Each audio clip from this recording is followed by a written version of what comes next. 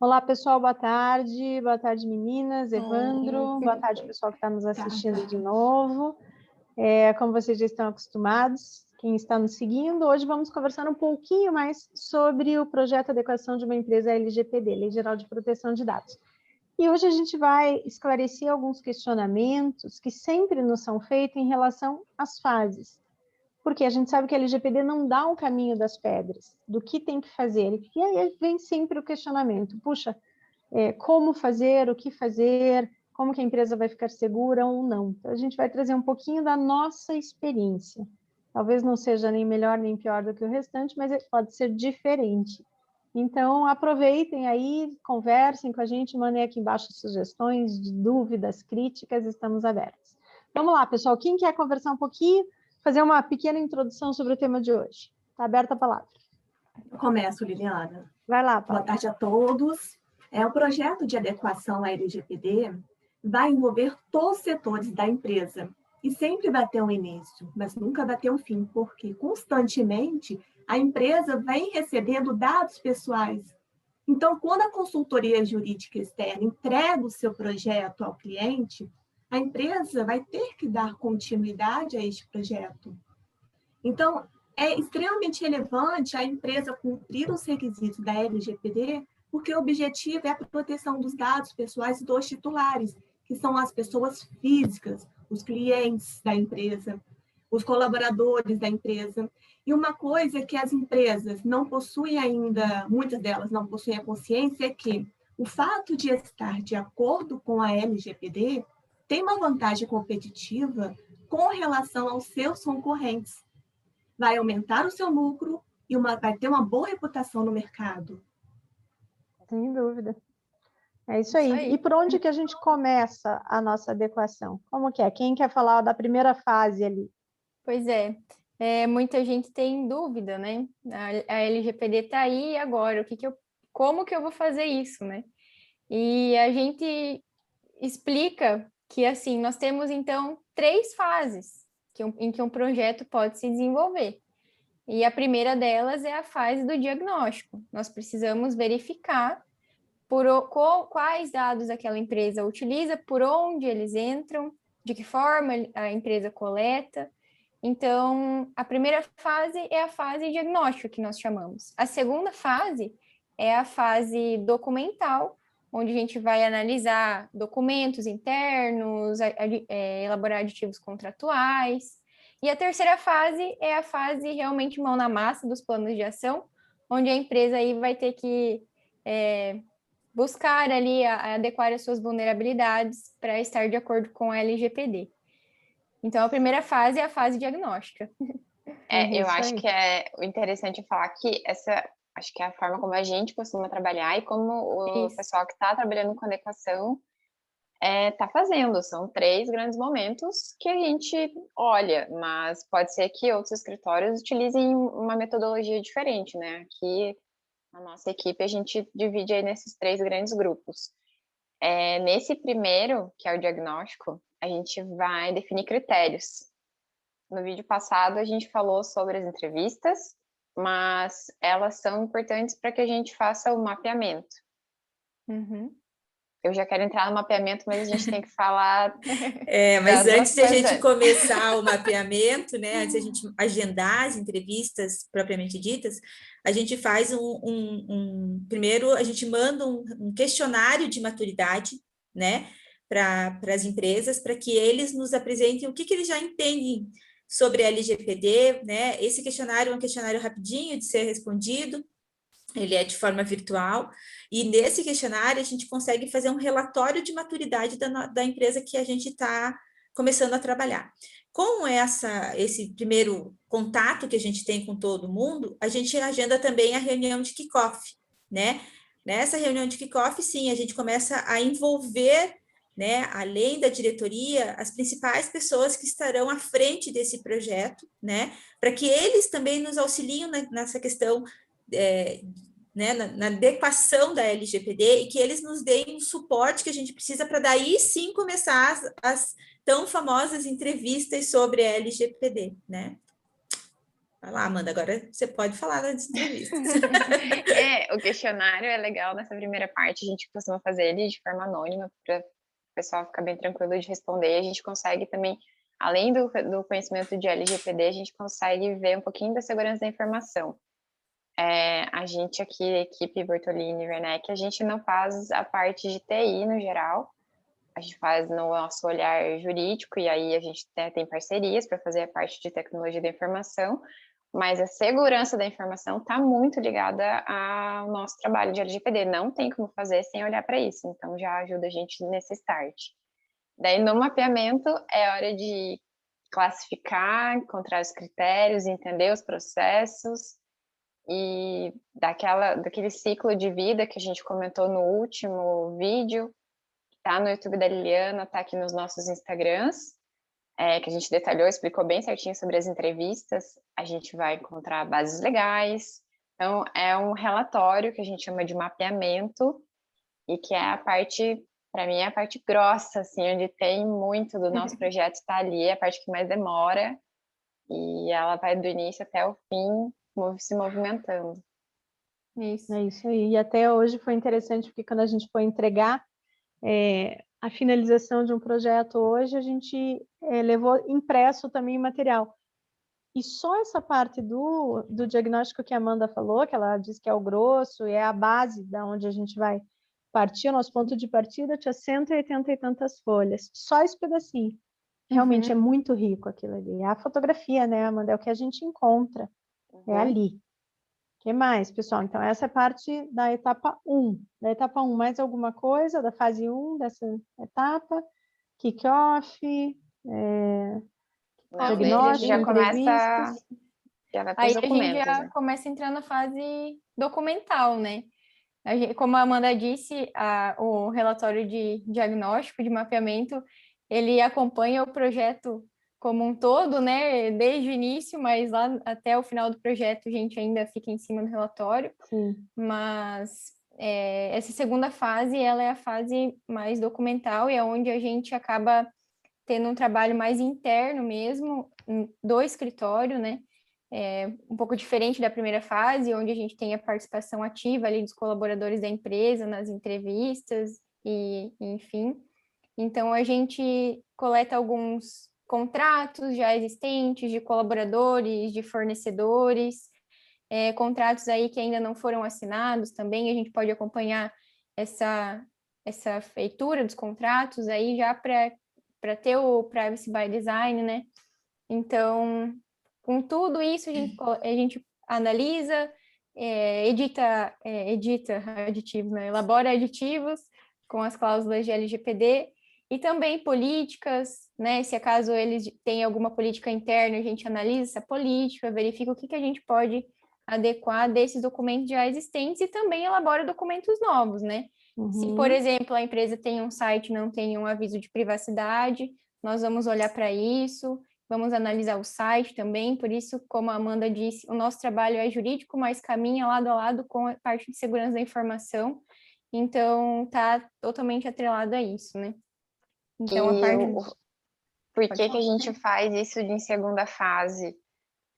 Faz toda a diferença a gente olhar para esses documentos, o que a empresa já tem de código de conduta, como é que são os contratos, depois que a gente já fez as entrevistas, que a gente já conhece como que eles funcionam, por que aqueles contratos existem, que daí a nossa análise nessa segunda fase, que aí tem o porquê, porque imagina a gente pegar todos os contratos e para analisar, a gente precisa conhecer a empresa antes, a gente precisa ter visto lá atrás como é o processo, conhecer, né? Cada setor. Exatamente. Também, né? Então, por isso que a gente pega, tipo, a segunda fase para fazer essa parte de documentos.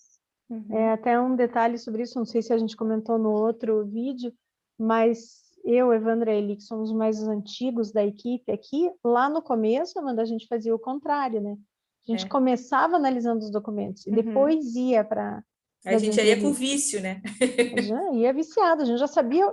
A gente lia, porque o papel aceita tudo, então a gente lia o que diziam os procedimentos operacionais padrão, os regimentos, código de conduta, regimento interno, a gente lia tudo, criava na nossa cabeça aquele castelinho e ia. E chegava lá e acabava, de certa forma, entre aspas, induzindo as respostas da equipe, porque eles falavam A porque pensava, eu já vi isso no documento, e não era. Daqui a pouco a gente começou a perceber que tinha um distanciamento enorme, que a gente falou, não adianta a gente tentar enquadrar a realidade deles naquele documento que não condizia, por isso que a gente inverteu. E acho que funciona muito melhor. Até porque na hora da gente fazer os aditivos contratuais e as políticas, tudo, a gente já entendeu como a empresa funciona. A gente já conhece cada setor, cada particularidade, cada vulnerabilidade. Então, nossa forma de proteger o cliente contratualmente está muito mais formada, né? Assim, muito. Então, realmente, essa inversão, e a gente vê que muitas outras consultorias ainda fazem diferentes. Para eles dar certo, para a gente funcionou bem melhor assim mesmo. O que mais? Dessa primeira fase, alguma coisa? Ou da segunda fase dos documentos? A matriz de risco entra onde? Nessa dos documentos ou lá na primeira? Aí entra na terceira fase já, né? Já é a terceira. Já é a terceira fase. É importante. Tá, quem quer falar da terceira fase? Evandro, que está quietinho. É isso que eu ia falar. A Letícia falou, né, da questão do pôr a mão na massa. Essas primeira e segunda fase, elas são mais teóricas e acredito que para a empresa é mais complicado de palpar, de verificar, né, o que está sendo feito. E a partir do relatório, desse diagnóstico e dessa análise dos documentos, a gente identifica algumas vulnerabilidades, né, alguns pontos em desconformidade com a lei, né, que vão gerar aí os riscos.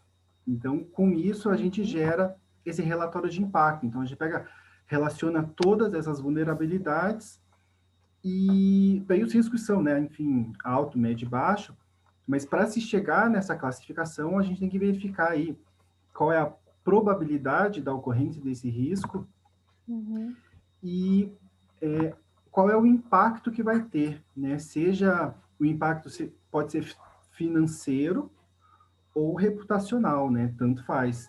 Tem que analisar essas duas vertentes do impacto, né? E da onde que saem os riscos? Acho que a gente não falou. Na parte lá do relatório, quando a gente procura as bases legais no tratamento, a gente não encontra um porquê, uma finalidade, uma justificativa que a gente consegue colocar, embasar na LGPD, aí a gente faz um plano de ação, que a gente chama. E aí, em cima desses planos de ação, que tem tanto específico para o setor quanto os gerais, que às vezes acabam se aplicando, a gente vê que todos os setores apresentou aquela situação, aí que daí vai para, com esses planos de ação, que faz a matriz de risco. Matriz de risco. O link da matriz de risco, exatamente. A partir da matriz de risco que o cliente consegue visualizar, muitas coisas ele já sabe que a empresa dele tem aqueles riscos, mas eles não conseguem mensurar isso, né? Então, aí que ele começa a visualizar realmente os riscos que a empresa está apresentando, como isso vai se adequar e se enquadrar junto com a LGPD, né? E dali que começa a tomada de ações, né? Então, como a gente falou, é dali que começa a se colocar a mão da massa, né, mandar esses riscos para cada setor, para que sejam feitas as tratativas e dali comece a nascer, né, todas as melhorias contínuas que tem, desde a implementação lá de um aditivo naquele setor, ou de uma política, ou de um treinamento. Então, é a partir da matriz de risco que a gente consegue fazer com que o cliente enxergue, né, o trabalho mesmo propriamente dito, porque até então toda essa outra fase, tanto da entrevista quanto a fase documental, por mais que a gente tenha a participação dele, é feito por nós do escritório, né? E nessa parte a gente precisa do cliente junto para que ele nos aponte, né? Qual é o impacto. O comitê também dá, o impacto daquele risco em cada um dos setores apresentados. Eu até ia comentar o seguinte, duas coisinhas. O primeiro, o Evandro chamou de relatório de impacto, mas eu acho que você quis falar da matriz de risco. Matriz de risco, que o relatório de impacto é um dos nossos entregáveis. Onde vai aparecer se o risco é alto, médio ou baixo, é na matriz de risco mesmo, né, Evandro? Com aí o plano de ação. E exatamente o que a Amanda falou agora, a questão daí do DPO e do comitê. Lá no início no projeto, a gente já pede a indicação do DPO e a formação do comitê, que é sempre interessante, que trabalhe em conjunto com o DPO, ainda que não seja obrigatório o comitê, porque daí nessa hora que o Evandro falou ali, de fazer a matriz de risco, a vulnerabilidade, mostrar o impacto que vai causar na companhia, Aí precisa muito forte das pessoas, dos setores, do board, para entender, no caso deles, qual é o impacto. E dali que vira risco alto, médio e baixo, né? E começa daí a parte de apagar os incêndios. É engraçado porque tem muitos clientes, e vocês sabem disso, que quando começa o projeto, eles vêm naquela ansiedade e querem ficar vendo tudo como é que tá. Quando a gente manda, então, a primeira minuta do relatório, eles acham que o trabalho se extingue ali.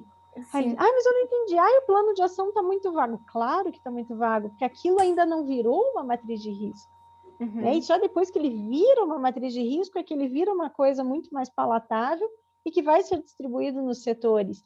Então, a gente também cabe ao jurídico externo, aí a nossa consultoria, dar uma sossegada no cliente, falar, vai devagar, olha, esse é só um pedacinho do projeto, né? Não é o projeto todo, porque a hora que eles pegam aquele calhamaço que é o relatório, eles acham que é só aquilo. Não é, aquilo ali é só o início, né? Dali que a gente vai destrinchar. E o que mais? Qual que é a terceira fase, pessoal? A terceira fase é justamente essa, né? Eu acho que o Evandro conseguiu entrar um pouquinho por conta da questão da matriz de risco. Então, como o pessoal já comentou, com a elaboração dessa matriz, onde constam os riscos que nós identificamos lá no relatório de diagnóstico, onde nós colocamos a probabilidade de ocorrência do risco, se é alta, média ou baixa, o impacto daquele risco para a companhia, a gente coloca ali, então, o plano de mitigação daquele risco. E daí, como vocês também comentaram, o cliente consegue visualizar melhor o projeto encaminhando, sabe? Visualizar melhor aonde que ele precisa agir dentro da empresa.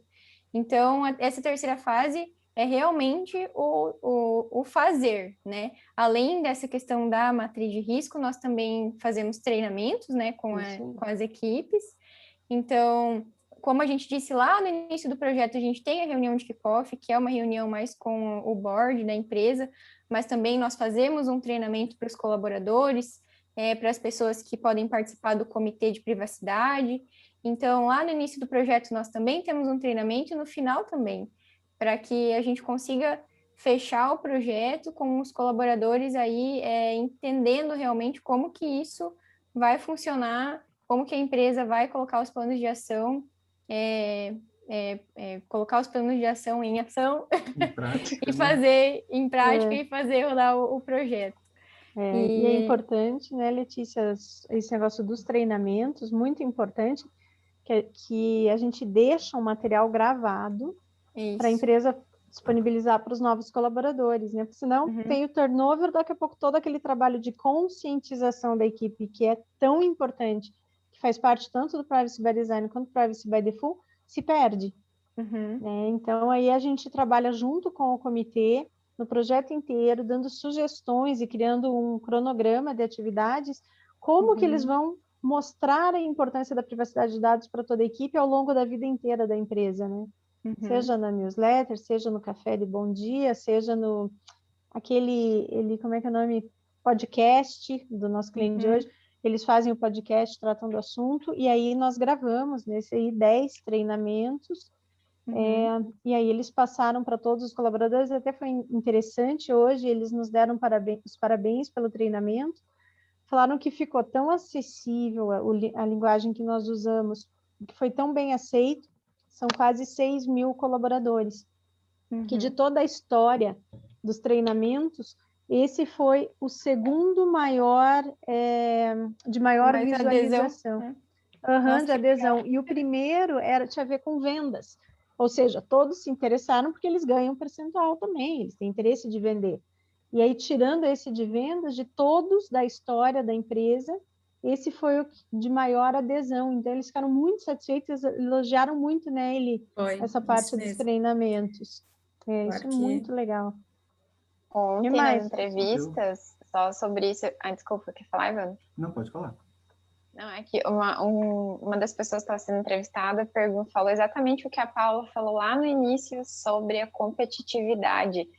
Era um vendedor, assim, e ele falou, eu quero muito aprender sobre LGPD, porque eu quero falar sobre isso com os clientes, porque eu tenho certeza que vai ajudar nas minhas comissões, eu vou vender mais. Que legal. Falando disso, ele já, porque eu quero aprender mesmo. E entrevista, né, Amanda? Para você ver como é importante essa questão do treinamento, né? Seja no início ou no final do projeto. A gente tem feito os treinamentos no início do projeto também, antes mesmo das entrevistas, né? Então, o colaborador já chega na entrevista tendo uma noção do que vai ser esse projeto, do que se trata a lei, o que é um dado pessoal. Então, você vê que realmente surte efeito, sabe? É diferente quando eles chegam na entrevista já sabendo do que se trata, sabe? Muito interessante.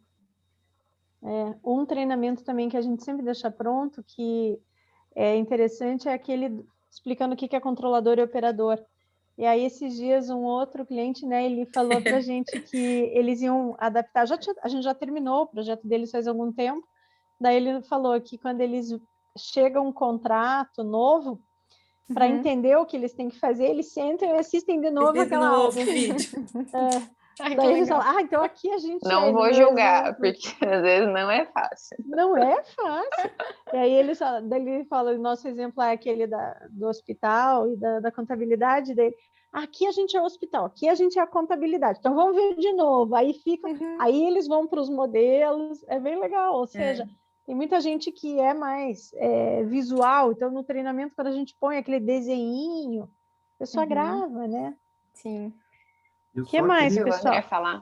Eu só queria fazer um link aí com essa questão que a gente está falando de treinamento, e daí a Paula falou que o projeto não tem fim, né? Não acaba. E é justamente isso, né? Porque com a matriz de risco, com a implementação dos planos de ação, o que tem que fazer? Tem que continuar, a empresa tem que fazer um monitoramento dessas ações, né? Enfim, pode vir uma norma e alterar alguma coisa, então tem que ser revisto, pode vir um procedimento novo, tem que ser revisto. Então, é nesse sentido, que é um projeto que nunca acaba. Ele precisa de um monitoramento, de uma revisão contínua. Daí surge a importância do comitê de privacidade, né? A Liliana falou do nascimento hoje. Depois tem que criar, entendeu?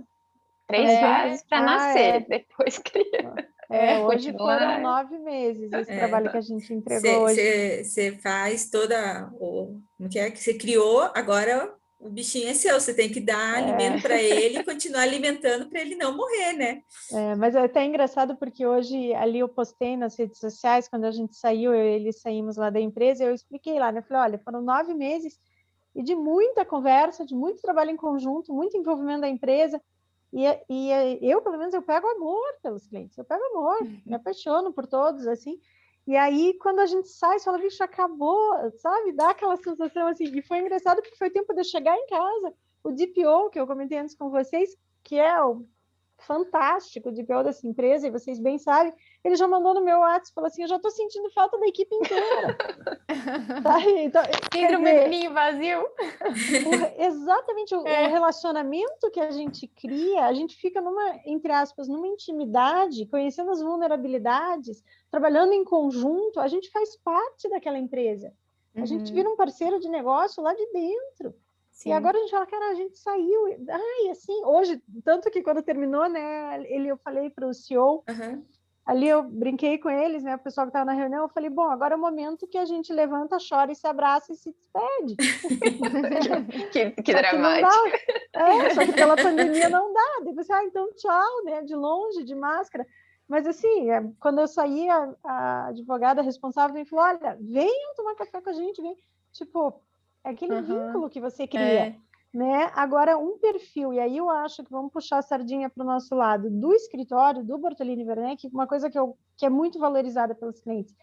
A gente capacita o DPO e o comitê ao longo de todo o projeto para que eles não fiquem reféns da gente, para que eles consigam caminhar com as próprias pernas. O cliente tem que caminhar sozinho. Obviamente, depois de 6 meses, 8 meses, 1 ano, é natural que volte, poxa, vamos rever, ou surgiram aqueles pontos, vamos trabalhar nisso especificamente, mas ele tem que se sentir seguro para nadar de braçada na LGPD, sabe? Então, para dar isso continuidade, é né, a esse trabalho todo. E a gente vê o crescimento daquelas pessoas que entraram sem saber o que era um opt-in e hoje estão falando de LGPD, sabe? Né? Então, muito legal. Hoje eu estou mais sensibilizada por causa do fim desse projeto, me pegou. O que mais, pessoal? Mais alguma coisa? É isso, assim, senão a gente conta muitos dos nossos segredos, Liliana. Quer saber mais? Pergunte-me como, né, Amanda? Exatamente. Isso aí. É isso aí, pessoal. Muito obrigada pela participação de todos aqui da equipe. E o pessoal que está assistindo, sempre um prazer. Fale conosco, estamos à disposição para os próximos temas. Beijão, até depois. Beijo. Boa tarde. Tchau, tchau.